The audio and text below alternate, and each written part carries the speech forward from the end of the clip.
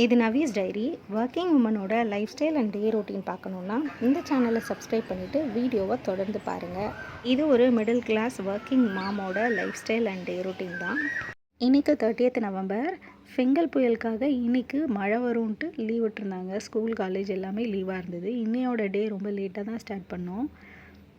School லீவுன்றதுனால மெதுவாக தான் எழுந்திரிச்சோம். மார்னிங்கே பயங்கர மழை, நைட்டு ஃபுல்லாகவே மழை இருந்தது. குளிர் ரொம்பவே அதிகமாக இருந்ததுனால நல்லா தூங்கிட்டு இருந்தோம்.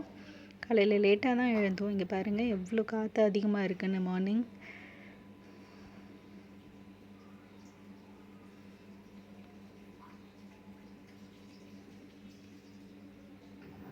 நான் பால்கனியிலேருந்து ஒரு சில கிளிப்பிங்ஸ் மட்டும் எடுத்திருக்கேன்.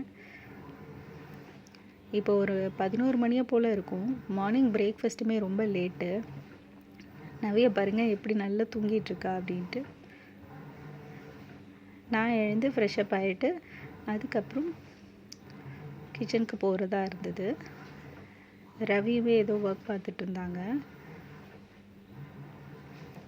நியூஸ்லேயுமே மழை இன்றைக்கி அதிகமாக இருக்கும் அப்படின்ற மாதிரி சொல்லியிருந்தாங்க. இன்றைக்கி மார்னிங் பிரேக்ஃபாஸ்ட்டு தோசையும் வெங்காய மிளகா அப்படின்னு தான் அழைக்க போகிறேன்.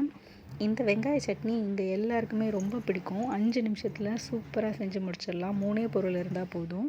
ஃபஸ்ட்டு வெங்காயத்தை 4 துண்டாக வெட்டிக்க போகிறேன். இது பெரிய வெங்காயமாக இருந்தால் 2 போதும். சின்னதாக இருந்தால் ஒரு 5-6 மட்டும் எடுத்துக்கலாம். தோலை உரிச்சிட்டு இதை 4ஆக கட் பண்ணி மிக்ஸி ஜாரில் போட்டுடலாம். இதில் 2 டைப் இருக்குது. ஒன்று சிகப்பு மிளகா போடலாம், இன்னொன்று பச்சை மிளகாய். இன்றைக்கி நான் பச்சை மிளகா தான் போட போகிறேன். உங்கள் காரத்துக்கு ஏற்ற மாதிரி 4 இல்லை 5 மிளகா போட்டுக்கலாம். நான் ஒரு 4 மிளகாயை உடச்சி இதில் போட்டுக்கிறேன். இதில் தேவையான அளவு உப்பு போட்டு டைரெக்டாக மிக்சியில் அரைச்சிடலாம். சூப்பராக சட்னி ரெடி ஆகிடுச்சு. இந்த சட்னி ராவாக இருக்கிறதுனால இதில் கொஞ்சம் நல்லெண்ணெய் விட்டு சாப்பிட்டா தான் டேஸ்ட் ரொம்ப அதிகமாக இருக்கும். நான் நல்லெண்ணெய் தனியாக வைக்க மாட்டேன், இதிலே போட்டு மிக்ஸ் பண்ணிவிடுவேன். இல்லாட்டி ஒவ்வொரு தடவையும் எடுத்துகிட்டே இருக்கணும். இப்போ மார்னிங் பிரேக்ஃபாஸ்ட்டு சட்னி ரெடி பண்ணியாச்சு. தோசை தான் ஊற்ற போகிறேன். நாங்கள் 2 பேரும் ஃபஸ்ட்டு சாப்பிட போகிறோம். நவி நல்லா தூங்கிட்டு இருக்கிறதுனால அவள் எழுந்து வந்ததுக்கப்புறம் அவளுக்கு பண்ணி கொடுத்துடலாம். இந்த மழை டைமில் தோசை ஊற்றி சாப்பிட்றது ரொம்பவே நல்லா இருந்தது. ஸோ தோசை ரெடி ஆகிடுச்சு. இப்போ ரவி வெயிட் பண்ணிகிட்ருக்காங்க, அவங்களுக்கு கொடுத்துடலாம்.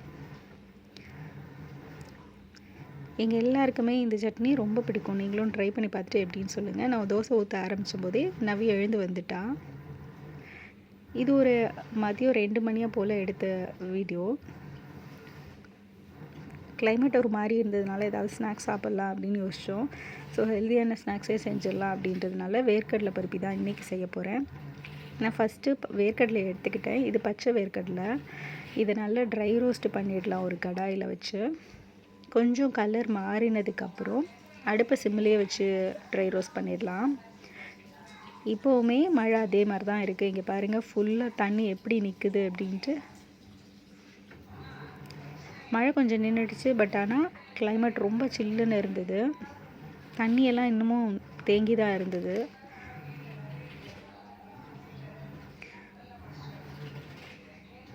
நான் அடுத்து போய் கண்டினியூ பண்ணுவோம். வேர்க்கடலை கொஞ்சம் வெந்துட்டுருக்கு. நல்லா கொஞ்சம் கலர் மாறிடுச்சு.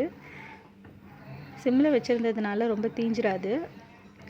இது கொஞ்சம் கலர் மாறினதுக்கப்புறம் இங்கே பாருங்கள் இந்த மாதிரி ஆனதுக்கப்புறம் இதை ஒரு தட்டில் மாற்றிட்டு ஆற வச்சிடலாம். இது கொஞ்சம் ஆறட்டும். அதுக்கப்புறம் இதில் இருக்க தோல் எல்லாம் நீக்கிடலாம். இப்போ நான் இந்த கடாயில் தோல் அதை ஆறுறதுக்குள்ளே கொஞ்சமாக தண்ணி விட்டு ஒரு 3 துண்டு வெல்லத்தை மட்டும் போட்டு இதை நல்லா பாகு வர்ற மாதிரி செய்ய போகிறேன். அது ரெடி ஆகிறதுக்குள்ளவே இது கொஞ்சம் ஆறிடும். இதோட தோலை நல்லா உரிச்சிடலாம். 2 கையால் தேய்ச்சோன்னா தோலெல்லாம் நல்லா வந்துடும். ஸோ இப்போ நல்லா தோலை நீக்கியாச்சு. இந்த மாதிரி கிடச்சிருச்சு. இதே நேரத்தில் பாகுமே ரெடி ஆகிடுச்சு. நான் இப்போ ஒரு மிக்ஸி ஜாரில் இந்த உரித்த வேர்க்கடலை எல்லாத்தையும் கொட்டிட்டு இதை கொஞ்சமாக அரைச்சிக்க போகிறேன். கொஞ்சம் பவுடர் ஆகட்டும். இந்த பவுடரை பாகில் சேர்த்து நல்லா கிளறிட போகிறேன். நான் ஏலக்காய் பொடியெலாம் எதுவும் சேர்க்கலை இன்றைக்கி. உங்களுக்கு வேணும்னா ஏலக்காய் பொடியும் சேர்த்துக்கலாம். பாகு நல்ல பக்குவத்துக்கு வந்துடுச்சு. இப்போ இதில் அரைச்சி வச்ச வேர்க்கடலையும் கொட்டிட்டு கிளறிடலாம். நீங்கள் முன்னாடியே கொஞ்சம் தண்ணி அதிகமாக விட்டுருந்தீங்கன்னா கரெக்டாக இருக்கும் வேகிறதுக்கு. இப்போ எனக்கு கொஞ்சம் தண்ணி பத்தாத மாதிரி இருந்தது. இப்போவே டைட் ஆகிடுச்சு. கொஞ்சம் சர்க்கரையுமே பாகுக்கு பத்தாதோ அப்படின்றதுனால நான் கொஞ்சம் சர்க்கரை போட்டேன். வெள்ளைப்பாகு கூட சர்க்கரை பாகும் போட்டேன். இது கொஞ்சம் இலகினோன்னே நல்லா தண்ணி ஆயிடுச்சு. இதே சூட்டில் நல்லா வெந்துடட்டும். ஓரளவு கிண்டினா டைட்டாக வர்ற அளவு ரெடியாக இருக்கட்டும்.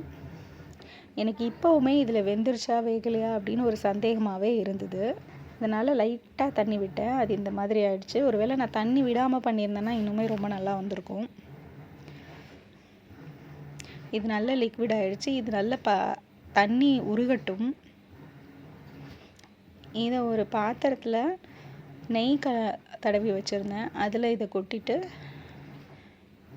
கொஞ்சம் ஆறினதுக்கப்புறம் இதை துண்டு துண்டாக்கிடலாம். இப்போ ரொம்ப சூடாக இருக்குது. கொஞ்சம் ஆறட்டும். பார்க்கவே ரொம்ப நல்லா இருக்குது.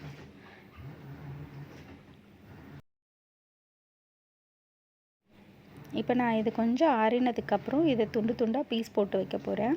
நான் பண்ணி முடிக்கிறதுக்குள்ளேயே 2 பேரும் பயங்கர ஆர்வமாக சாப்பிடணும் அப்படின்னு வெயிட் பண்ணிகிட்டு இருந்தாங்க. நான் வெட்டவே நவி வந்து எனக்கு வேணும்னு சொல்லிகிட்டு இருந்தா. ஓரளவு முடித்ததுக்கப்புறம் எப்படி இருக்குன்னு ஒருத்தருக்கும் ஒரு பீஸ் கொடுத்தேன். 2 பேரும் டேஸ்ட் பண்ணி பார்த்துட்டு ரொம்ப நல்லா இருக்குது அப்படின்னாங்க. நீங்களும் ட்ரை பண்ணி பாருங்கள் எப்படி இருக்குன்ட்டு. இந்த சில்லுன்னு கிளைமேட்டில் இந்த மாதிரி ஒரு ஸ்வீட் சாப்பிடும்போது சூப்பராக இருந்தது. எப்போவுமே வெளியில் வாங்குறதுக்கு இந்த மாதிரி வீட்டில் பண்ணி கொடுத்தா ஹெல்த்தியான ஸ்நாக்ஸை குழந்தைங்க வீட்டிலேயே சாப்பிடும். இது முடித்ததுக்கப்புறம் நான் வந்து லன்ச்சு சாம்பார் சாதமாக வச்சுட்டேன். அதுக்குள்ளவே மழை மறுபடியும் ஆரம்பிச்சிருச்சு. இங்கே பாருங்கள், காற்றோட வேகமுமே ரொம்ப அதிகமாக இருக்குது மதியத்துக்கு மேலே. இங்கே செவரெல்லாம் தண்ணி ஊற ஆரம்பிச்சிருச்சு. இங்கே பாருங்கள், செவரில் எப்படி தண்ணி ஊறி வீட்டில் வடியுது அப்படின்ட்டு. இப்போ நாங்கள் வீடு மாற்றினதுக்கப்புறம் வர்ற பெரிய மழை இது தான். நாங்கள் ஒரு 3 மணியை போல் மத்தியானம் லன்ச்சு சாம்பார் சாதமும் அப்பளமும் செஞ்சு சாப்பிட்டோம்.